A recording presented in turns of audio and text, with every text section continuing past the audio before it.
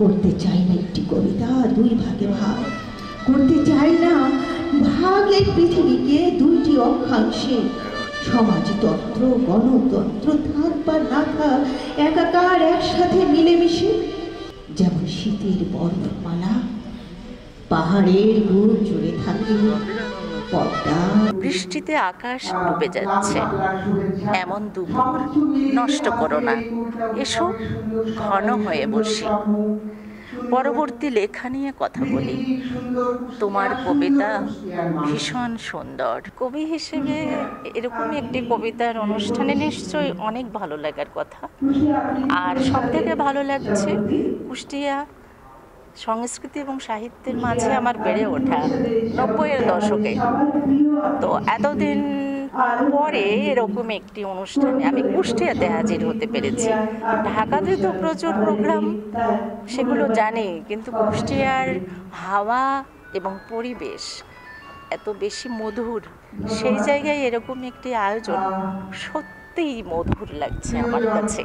ঠোঁট এসে চুপি চুপি বলে, একদিকে কাম অন্যদিকে ক্রোধ, একদিকে হিংসার লেলিহান শিখা, অন্যদিকে লোভের শিকল।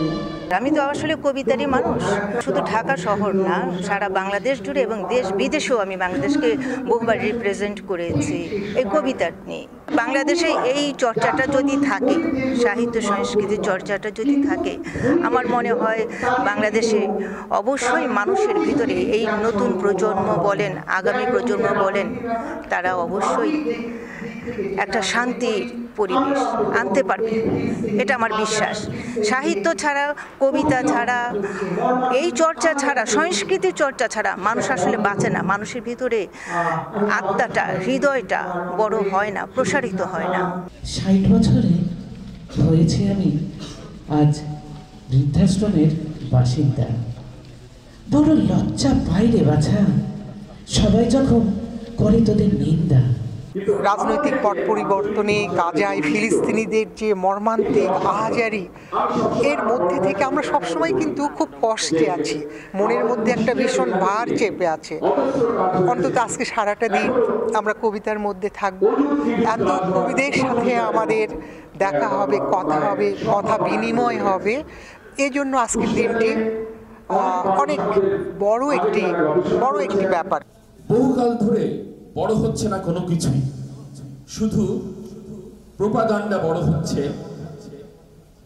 প্রোপাগান্ডা হচ্ছে বড় হওয়া। কবিতা কিংবা সাহিত্য নিয়ে এত প্রাণবন্ত, এত উচ্ছ্বসিত, এত সংগঠিত আয়োজন সহসা দেখা যায় না।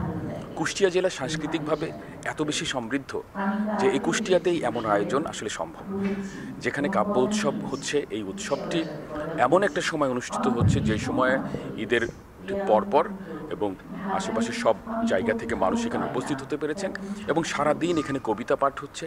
এখানে কোনো রাজনীতি নেই, এখানে কোনো কুৎসা নেই, কারোর বিরুদ্ধে নিন্দা নেই।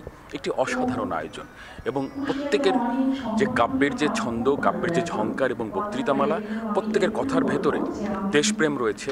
আমার কবিতার মধ্য দিয়ে মেহনতি মানুষের জেগে ওঠার ডাক রয়েছে।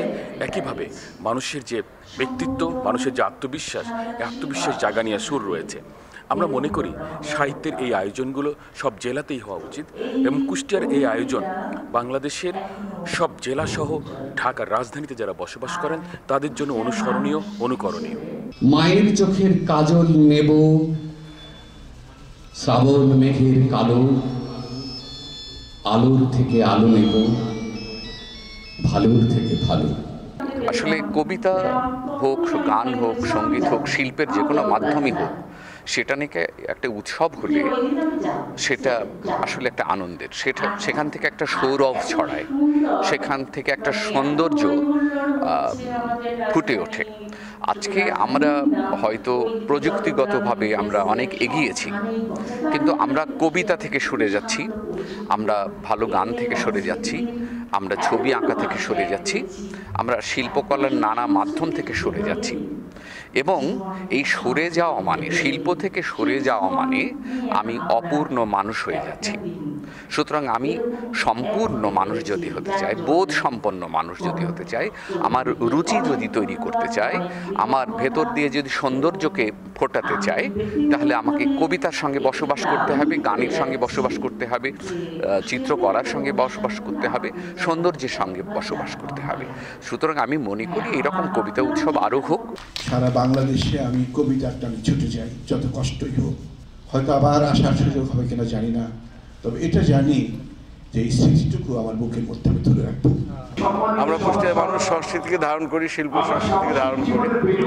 কুষ্টিয়ায় ব্যাপক আকারে সাহিত্য সংস্কৃতি চর্চা হয়, কবিতা চর্চা হয়, অনেকগুলি কবিতা সংগঠন আছে। কিন্তু কবিতা উৎসব বলতে যেটা বোঝায়, এটি কুষ্টিয়া একটা জেলা সদরে এমন তো কবিতা উৎসব হয় নাই। কবিতা উৎসবের মাধ্যমে কবিদের মধ্যে একটা সমন্বয়, কবিদের মধ্যে একটা ভাব বিনিময় এবং কবিতার চর্চা আরও সম্প্রসারিত হোক, মানুষের মধ্যে আরও এটা প্রচার হোক এবং আমরা সাহিত্য সংস্কৃতি চর্চাকে বেগবান করতে পারি, এই একটা ধারণা থেকে আমি কবিতা উৎসবের আয়োজন করেছি।